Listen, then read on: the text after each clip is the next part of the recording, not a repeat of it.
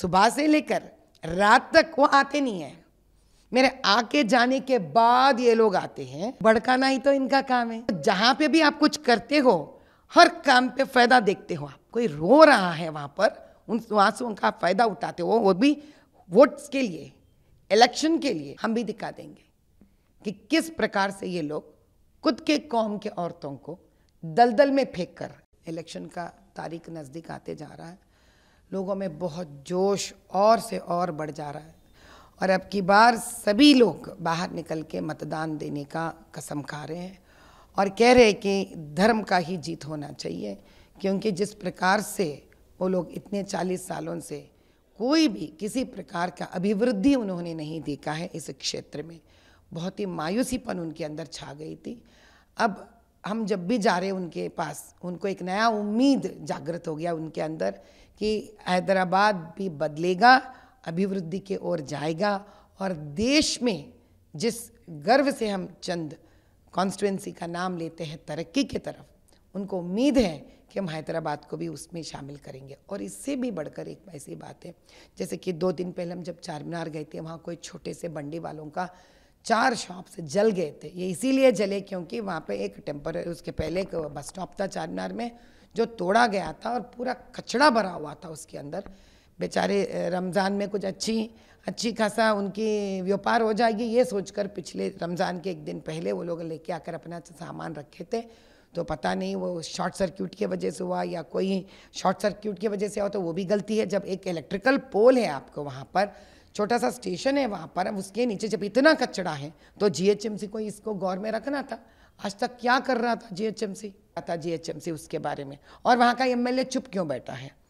अच्छा, जब जल गया था, सुबह रात भर जलकर सुबह राख हुआ था, कोई नहीं आए थे वहाँ पर उनके पूछताछ करने के लिए। वहाँ हिंदू के भी जले, मुसलमानों के भी जले, कोई नहीं आया पूछताछ करने के लिए। जब ये खबर, हालांकि वहाँ से उनका असदुद्दीन जी का जो अस्पताल है नज़दीक ही पड़ता है, 2 कदम में है उनका, लेकिन उन तक वो आए नहीं, उनके लोग कोई आए नहीं। मेरे लिए मेरे ऑफिस तक जब खबर पहुंची मुझे, वो शाम का टाइम हो गया था। मैं तुरंत अपना मीटिंग ख़त्म कर कर मैं भागी थी चारमीनार। आप चाहे तो देख सकते, वो भी वीडियो से।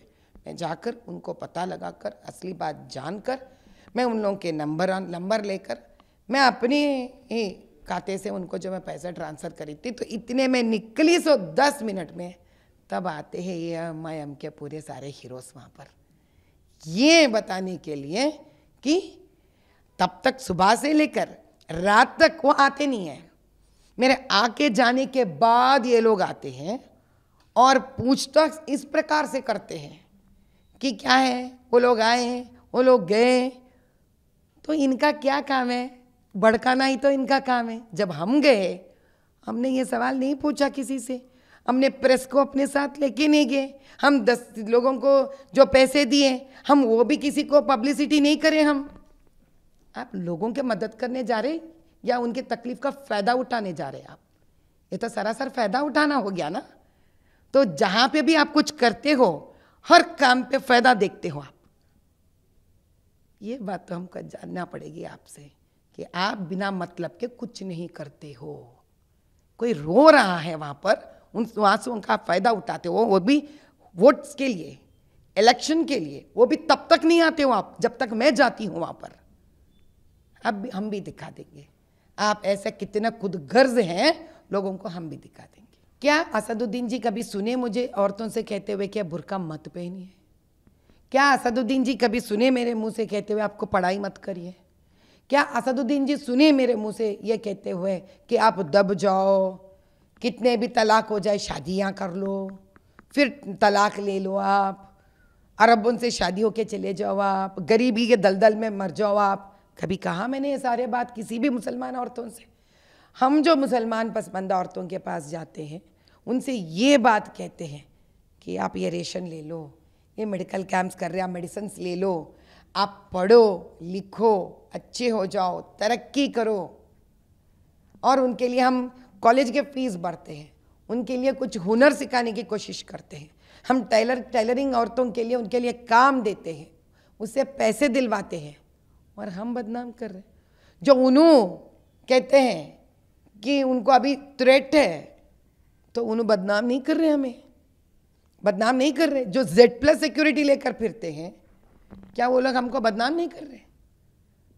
जो चाहिए अपने लिए बात करना आदत हो गया उनको, निकलेगा नहीं है आदत। तभी हम भी दिखा देंगे कि किस प्रकार से ये लोग खुद के कौम के औरतों को दलदल में फेंक कर।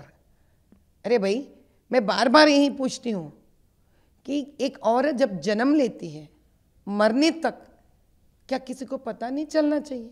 ऐसा भी कोई इंसान जी है, ऐसा भी कोई इंसान थी, इतनी तरक्की की है, पढ़ी लिखी है। अरे हमारे सामने सानिया मिर्ज़ा जी हैं, शबनाज़ मी है, इतने सारे बड़े बड़े लोग हैं जो तरक्की कर कर आगे निकल गए हैं। तो आपका मतलब ये लोग सही नहीं थे? हमने कभी भी किसी भी औरत को ये नहीं कहा है कि आप बुर्का मत पहनो, लेकिन हमने ये कहा है, हाँ, अपना वजूद बनाओ, तरक्की करो। आप भी हमारे जैसे इस भारत देश की बेटी हो, और आपको किसी प्रकार का भी कोई से आपको किसी प्रकार का भी नष्ट ना आना चाहिए, और आपके ऊपर जाति नहीं होना चाहिए, जुल्म नहीं होना चाहिए। उसके प्रति आपको आवाज़ उठाना आपका हक है। हम लोगों का उनका हक सिखाते हैं, उनका मज़हब के बारे में कुछ बात नहीं करते।